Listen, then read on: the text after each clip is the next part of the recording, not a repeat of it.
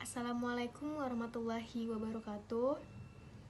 Kami dari perwakilan kelompok 6 akan mempresentasikan hasil diskusi kami materi tentang Marxisme dan stilistika. Adapun anggota kelompok yang pertama Arya Miza Amin, saya sendiri. Yang kedua Aprilia Susanti, ketiga Kasmawati. Baik, yang pertama saya akan membahas tentang materi Marxisme. Sejarah teori awal munculnya ideologi Marxisme. Ideologi Marxisme tidak bisa dilepaskan dari tokoh utamanya, yaitu Karl Marx. Berawal dari abad ke-19, di mana keadaan buruh di Eropa Barat yang menyedihkan, di mana pada saat itu kemajuan industri berkembang dengan pesat, yang menimbulkan keadaan sosial yang sangat merugikan bagi kaum buruh. Pemikiran ini bukan saja menjadi inspirasi dasar Marxisme sebagai ideologi perjuangan kaum buruh, bukan saja menjadi komponen inti dalam ideologi komunisme. Yang kedua, tentang sejarah stilistika. Stilistika ini telah mulai dikenal pada masyarakat di Barat dan Indonesia. Sejak zaman Plato dan Aristoteles, sesungguhnya telah ada kajian linguistik tentang proses proaktif dalam kesusastraan zaman Plato dan Aristoteles.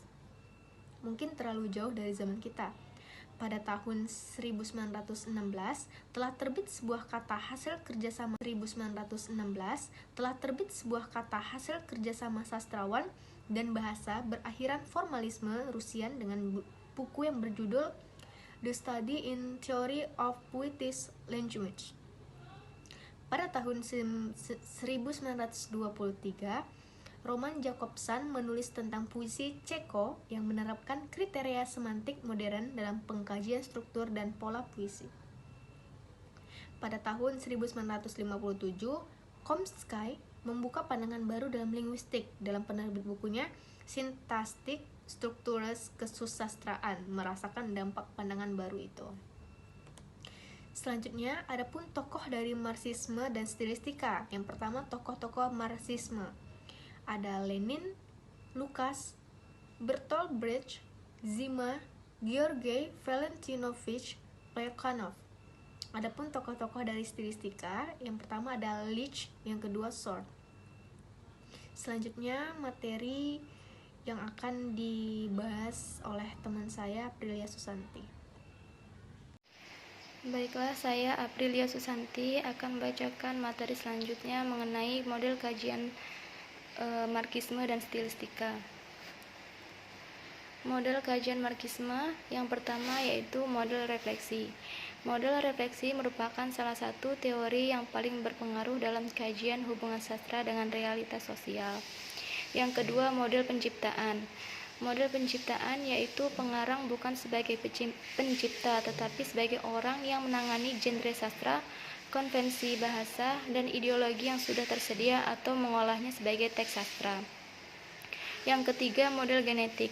Disebut model genetik karena menyentuh asal-usul, sebab akibat, dan penentuan.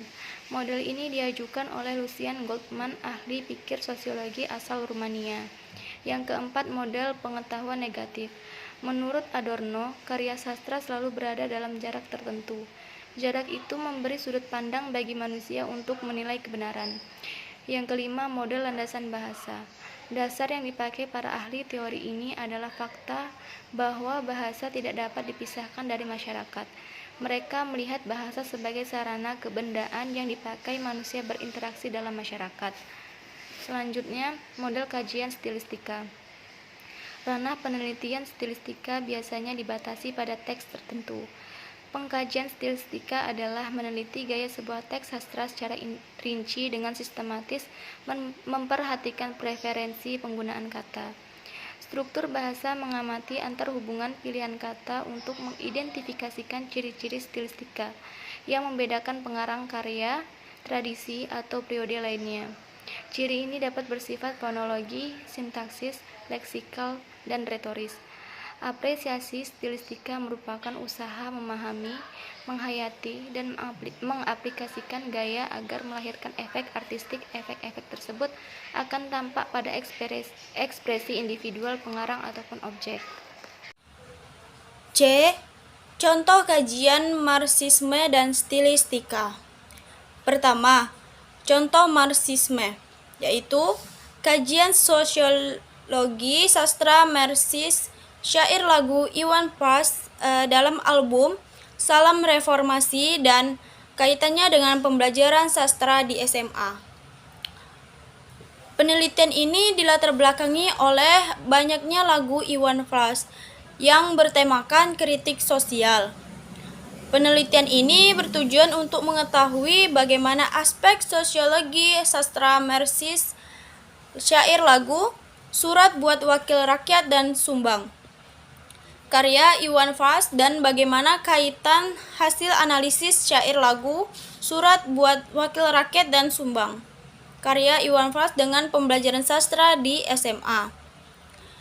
Pada penelitian ini menggunakan pengumpulan data, yaitu metode kepustakaan dan pencatatan.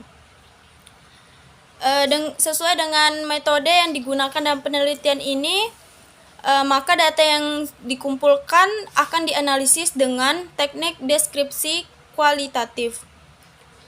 Berdasarkan hasil analisis, yang menjadi temuan dalam penelitian ini adalah syair lagu yang bertemakan kritik sosial atau pertentangan kelas. Terdiri dari kelas atas dan kelas bawah. Dalam dua syair lagu, surat buat wakil rakyat dan sumbang, ditemukan adanya pertentangan kelas antara kelas atas atau bourgeois dan kelas bawah, proletar. Nah, dalam lagu surat buat wakil rakyat DPR digambarkan sebagai kelas atas atau bourgeois, dan rakyat digambarkan sebagai kelas bawah. Sedangkan dalam lagu sumbang, kelas atas atau bourgeois itu diwakilkan oleh orang-orang yang bergerak dalam bidang politik atau pemerintah, dan kelas bawah atau proletar diwakilkan oleh rakyat dengan bentuk ketidakberdayaan dan keterkekangan mereka. Kaitannya dengan pembelajaran sastra yaitu dalam bentuk analisis makna yang merupakan salah satu kompetensi dasar yang terdapat dalam kurikulum tingkat satuan pendidikan dan harus diselesaikan oleh siswa. Yang kedua, contoh stilistika, yaitu kajian stilistika puisi-puisi Chairil Anwar sebagai sarana pembelajaran apresiasi sastra. Kemampuan mengapresiasi puisi merupakan salah satu kompetensi dasar yang harus dikuasai oleh siswa dari SD sampai SMA. Sementara itu, sebagai materi pembelajaran, puisi tidaklah mudah untuk dimengerti maknanya. Bahkan, guru bahasa Indonesia pun banyak yang mengalami kesulitan dalam memahami puisi. Puisi sebagai salah satu jenis karya sastra memiliki susun bahasa yang simbolis dan relatif lebih padat dibandingkan dengan prosa. Pemilihan kata atau diksi dalam puisi sangat ketat. Kehadiran kata-kata dan ungkapan dalam puisi diperhitungkan dari berbagai segi, antara lain makna, kekuatan, citraan rima, dan jangkauan simboliknya. Untuk membantu mempermudah pemahaman terhadap makna puisi, salah satunya dapat diawal dengan menganalisis kata-kata yang simbolis dan bermakna kompetatif. Analisis kata-kata yang simbolis dan bermakna kompetatif ini dapat dilakukan melalui kajian stilistika. Nah, jadi kesimpulan dari materi kelompok kami ialah Marxisme bercita-citakan keadilan, membebaskan umat manusia dari sistem penindasan, membangun sistem sosial yang baru di dunia. Sistem penghisapan yang mau dilenyapkan adalah kapitalisme dan feodalisme. Sistem baru yang mau dibangun adalah sosialisme dan komunisme. Menghapuskan sistem penindasan berarti melenyapkan sang penindas.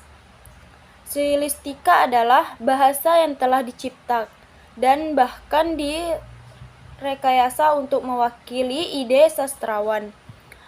Penelitian silistika penting untuk dilakukan dalam kerangka penelitian sastra karena silistika memungkinkan kita mengidentifikasi ciri khas teks sastra. Selain itu, silistika dapat memberikan manfaat bagi pembaca sastra, guru sastra, kritikus sastra, dan sastrawan. Silistika dapat membantu pembaca sastra untuk lebih memahami seluk-beluk bahasa sastra, baik dari aspek bunyi, kata, kalimat, hingga wacana sastra. Nah, itulah materi dari kelompok kami. Jika terdapat kesalahan dalam penyampaian, kami mohon maaf. Warahmatullahi wabarakatuh.